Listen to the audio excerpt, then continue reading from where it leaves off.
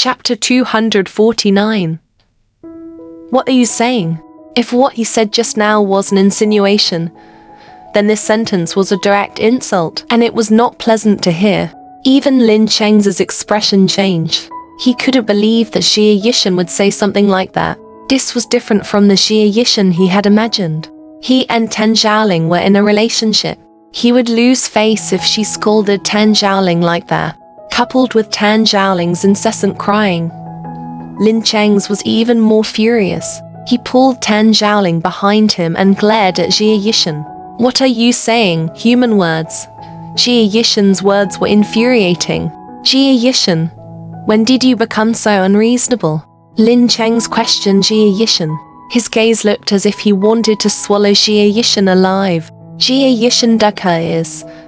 She didn't expect to hear Lin Cheng say this again in her life. In her previous life, she had heard so much that her ears had calluses. Since Mr. Lin thinks that I'm being unreasonable, then please pretend that you didn't see me the next time you see me. After all, I'm really not interested in a man like Mr. Lin. Miss Tan, if you want to find an imaginary love rival, turn right when you go out. Don't come looking for me. I'm very busy. One don't want to see hypocritical faces. If I see too many of them.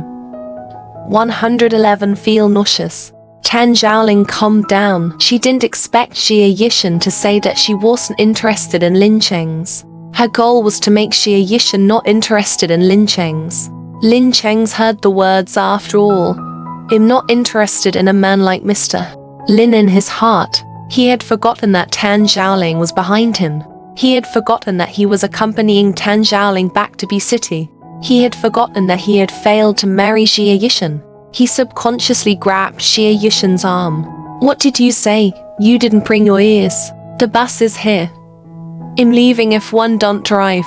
Xie Yishan shook off Lin Cheng's hand and prepared to take the bus. Lin Cheng's heart was twisted. He caught up with Xie Yishan in a few big steps and picked her up horizontally. His movements were too fast.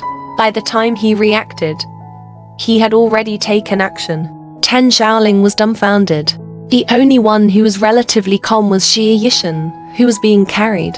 With a flip, she successfully flipped out of Lin Cheng's hands and landed steadily. Xie Yishan grabbed Lin Cheng's collar at lightning speed. She was shorter than Lin Cheng's by a head, but she firmly grabbed Lin Cheng's collar with one hand and his shoulder with the other. Lin Cheng's was pressed against his sports car by Xie Yishan. If Lin Cheng's was still in a daze just now, he was now clear-headed. He was pinned down in the car just like that, with his back pressed against the sports car and his face facing Xie Yishan. He looked like he was in a sorry state. Lin Cheng's, I've Tintin. Noto provoke. Doi not understunden. Doal one matosha koshali. Zai sham wastelang tinkung. Lynchings wastand.